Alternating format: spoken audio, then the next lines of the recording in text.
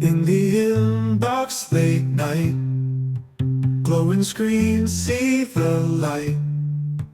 Do-do-do, email, everything feels alright.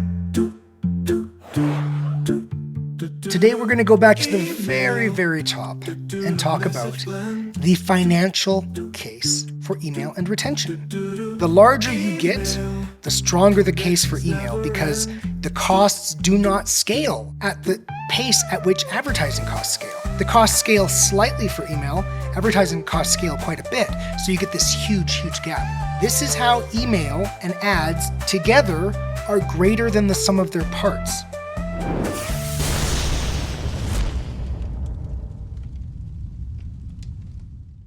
It's the world's best email and retention podcast, and I'm your host, Jordan Gordon.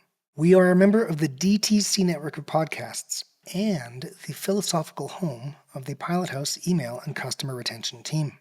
Today we're going to go back to the very top and talk about the financial case for email and retention.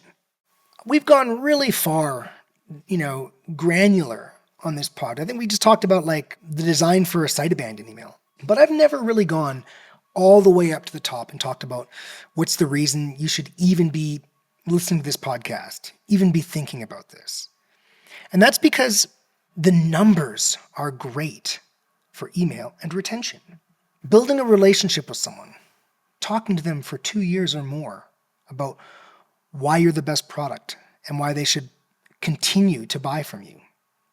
Doing really strong marketing in abandonment emails after someone's shown up and looked at an item and walked away, put something in their cart and walked away. They're unsure, is it the right product? And at that very moment, getting something in their inbox that explains the manufacturing of the product, the materials, exactly why that product is better than the next product on Amazon, right? Why is this something that is valuable to your business? Because it drives low-cost revenue. I was going through some, lost lead reasons from our kind of agency service.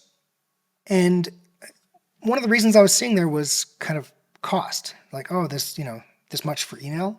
And first of all, full disclosure, we do not charge crazy amounts for our service. Often our service is 2/3 the price of ads management. I recognize what we are. This is a performance agency. I know what side of the bread the buttered ham is on. People come here for new customers, and we are an add-on to that service in many cases to make that service stronger.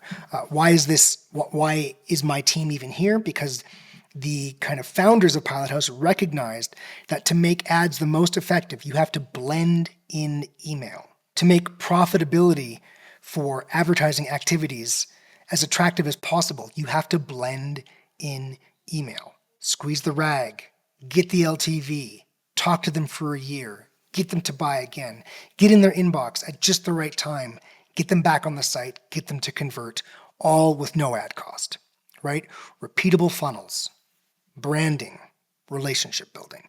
If you do these things at such a low cost compared to ads, it makes your ads better. Okay? So that's why we're here. And, when I saw those reasons, also understanding that some of these brands had great Shopify revenue, it was clear to me that, of course, not everybody understands the financials as well as I do. I look at these all day. And it behooves me now to go right back to the top with you and go through just some number scenarios. So for anybody out there who doesn't realize how critical email is to making your online business profitable and successful, this is a message of mercy. And for everybody else who just like a little refresher, kind of get some numbers in front of them to kind of help get them over the edge when it comes to that next investment, that next flow build, that next hire, this is a great review for you as well. This is what we'll do. We'll walk through 2 different scenarios. The smooth sailing scenario and the our ads ROI just dropped scenario. And those will be, in scenario 1, all cases, advertising ROI of 4. And in the scenario, the ROI for advertising is going to drop to 3. The ROI for email is going to be all over the map. That's what we see. I certainly am in discussions with large brands where I go and say, yeah, we're gonna do this and it's gonna have an ROI of like 36. Like that totally happens. So the larger you get, the stronger the case for email, because the costs do not scale at the pace at which advertising costs scale. The costs scale slightly for email, advertising costs scale quite a bit. So you get this huge, huge gap. The only place where truly we have to be very careful on our email spending is very, very, very small brands. And that's why we focus on automations with very, very, very small brands, right? Make a good automation build, amortize it over 3 years, spend kind of as little time on email as possible, just let the automations do their job and then focus on the rest of the business. So we'll go through that. In each of these scenarios, we'll talk about 3 different domain revenues. The first one is a new brand with domain revenue $1 million annually on Shopify. Second is a scaling brand, $3 million on Shopify annually. And the last is a scaled brand, $12 million on Shopify annually. Now, of course, my background, it was like, $100 million domains plus. So obviously, tons of investment in email there. You got email product managers, all kinds of stuff going on. But then, we're DTC. So if you're direct to consumer, you're just scaling yourself online. You get to 12 million and we'll consider you scaled. And, we're starting to talk about new kinds of things like greater multi-channel conversations and the direction for the brand and the product. Okay, so in all of these scenarios, by the way, if you are listening on Apple, you can go to Shopify and YouTube and you can see the spreadsheet, although you don't need to. I'm going to talk through everything that's important. And I will have the team make a copy of this spreadsheet available so you can make a copy of it yourself from the internet and play around with the numbers and prove to yourself how important it is to add low-cost revenue to your digital ecosystem. So let's just talk through what the blending does, okay? Let's go through the numbers. What happens when you blend in email? We'll start with the new brand, $1 million domain. We've got 20%, in all these cases, 20% of the revenue is coming from email and 40% of the revenue is coming from ads. Totally normal. You're spending money on ads. You're bringing in new customers. Email revenue-wise is a smaller channel, though it punches way above its weight when it comes to profitability. And very common that retention is 20-30% of a business. Most buyers are one-time buyers, and it's a struggle to get them to make that second purchase. That's what email is there for, because that second purchase without any ad cost it's just margin. So our new brand, what are we going to do? We're going to do a flow build, right? So it's not ongoing management. It's just setting up, communicate to someone automatically over a 2-year period. Communicate to people automatically when they enter your funnel and tell them the message that matches where they are in the funnel. Like if it's a site abandoned and they basically bounce, they didn't even get into the product catalog, talk about the brand, why you're the right partner. If you're down to cart checkout, talk about warranties, customers served, materials in the product. Basically explain to them for where they are in your funnel, why you are better than the next product on Amazon. Okay, so ads is spending $100,000 a year to maintain that $400,000 in revenue with an ROI of 4, as we discussed. We're just doing ROI 4 for ads. Email, you're spending $10,000 on a flow build. Your ROI is 20. Okay, it's a significant difference. And what happens when we blend this together? The blended ROI for email and ads is now 5.5, right? That's an improvement. Now, in each of these cases, we'll talk about the dollar and percent improvement. Admittedly, the dollar improvement is not huge here, but this is about a future investment, right? You're investing in this flow build that you can amortize over 3 years. You're squeezing the rag on all the revenue that comes in, over those 3 years as you scale your brand. So the actual dollar opportunity here is $40,000. Hey, an extra $40,000 is an extra $40,000, right? Good. And then 4% on 4% of total margin from top line domain. Let's look at the scaling brand. You've got 3 million in Shopify annually. Again, 20% revenue email, 40% revenue ads, 600,000 from email, 1.2 million from ads. You're spending $300,000 a year to maintain that ROI of 4. Okay, what are you doing to maintain 600,000 a year in email for this brand? I mean, obviously you're doing more to maintain that revenue. Well, we have something called the Launchpad, and it's for brands of this size, right? And I've plugged in kind of $46,000, which would include performance incentive and everything. Okay, but let's say you're just, I mean, most people listen to this podcast, I think, are just doing their own thing and they want to just know how to make email work. So what's that also represent? Hey, an employee. You bring someone in, right? You've got them kind of sending out some campaigns and building some automations. Okay, ROI 13, right? It's less than the ROI of 20 because now it's full management. You've got someone working full time on this. But still, ROI 13 versus ROI 4. Totally normal stuff, by the way. I'm not doing anything here that's crazy and abnormal. This is totally normal stuff. So what happened to your ROI? Well, when you blend these two together, your email and ads ROI together is 5.2. Look, let's say you're a domain with 3 million in revenue, right? And you got an ROI of 4 on your ads. Call whoever's doing your ads and say, look, I want you to take this from ROI 4 to ROI 5.2 in 3 or 4 months without dropping my revenue at all. I mean, if they can do it, great, right? Some might struggle. What if you're already running optimized at 4? What if to get to 5.2, you have to actually decrease your domain revenue by becoming more efficient where your spend is? Well, here's a way to get from 4 to 5.2 while increasing your revenue. Of course, speak to your existing customers. Every single purchase resolves to email. Every single online company, their whole customer base is in their email list. The easiest customer to acquire is the customer you already have. So here's a way to get from 4 to 5.2 while increasing your revenue. And what's the opportunity dollar value? $104,000 a year. Hey, now we're talking 6 figures, right? 3.47% of total domain. Look at that. I mean, look, is running email worth an extra net $100,000 in your pocket every year? Yes, of course it is, right? And this is the benefit of blending. We'll go through the last scenario here. We've got a domain of 12 million. And again, same thing, emails, 20% of revenue, ads are 40%. You got 2.4 million a year in email, 4.8 million a year in ads. You're spending 1.2 million suddenly on advertising a year to maintain an ROI of 4, right?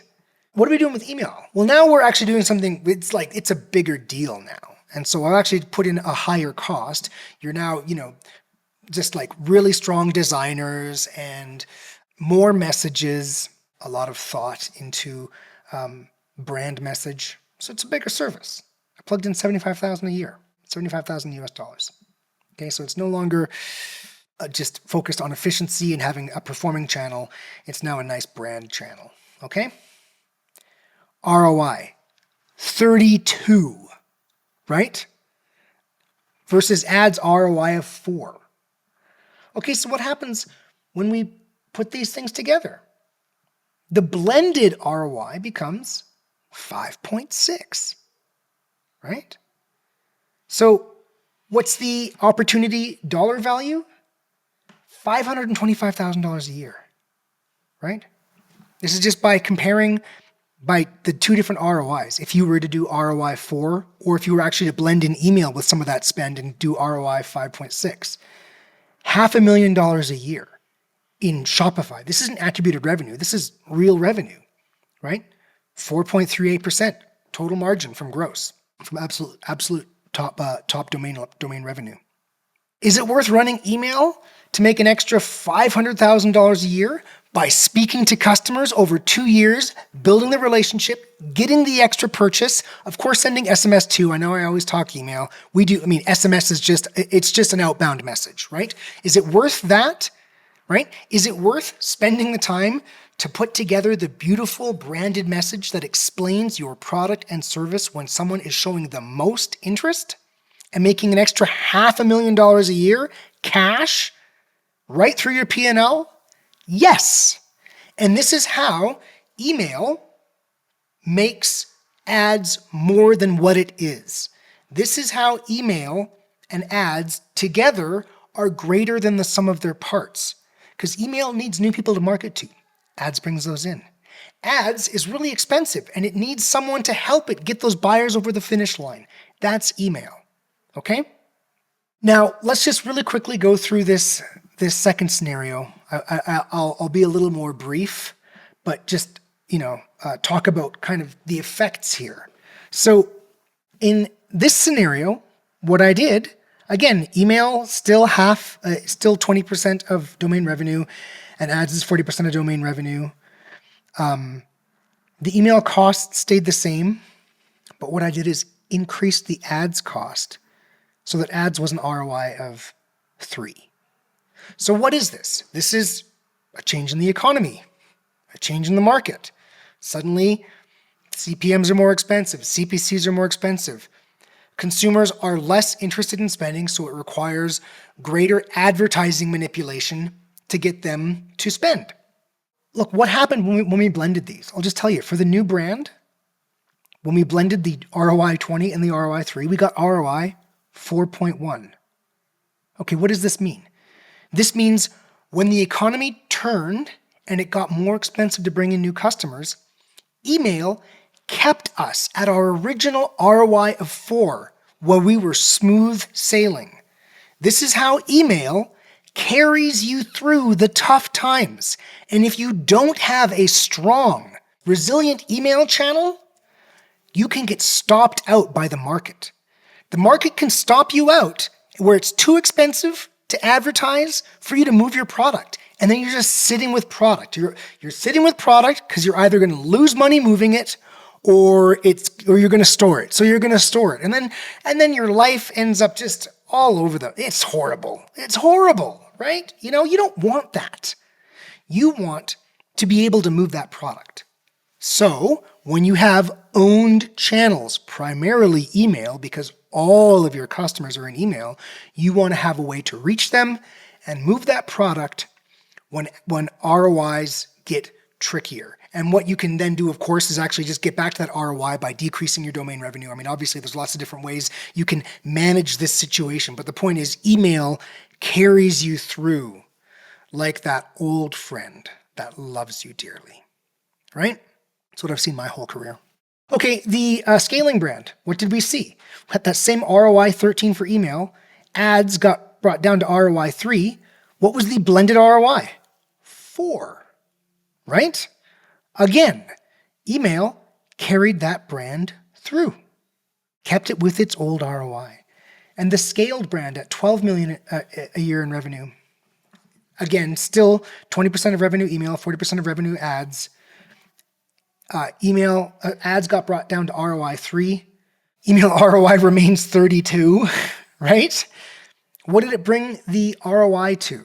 The blended ROI, 4.3. It's actually still above what it originally was. Even with the market moving against you, your ROI from blended ads and email was more than your ROI from just ads by itself. And what was the kind of opportunity dollar value? $750,000 Shopify.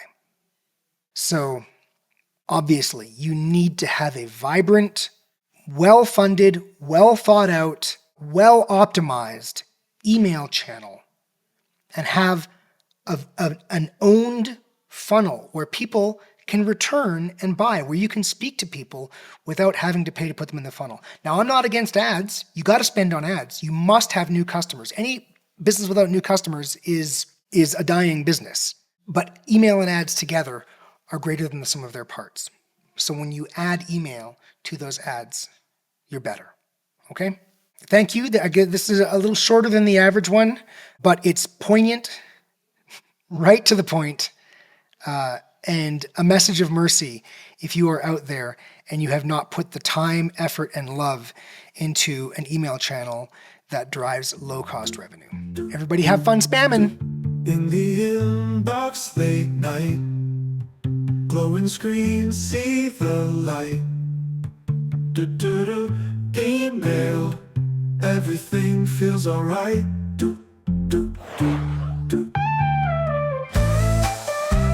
Hey, entrepreneurs and spammers, remember, you can't scale without email, and the cheapest customer to acquire is the customer you already have. So please subscribe to the world's best email and retention podcast and learn how to make low-cost revenue a big part of your digital ecosystem.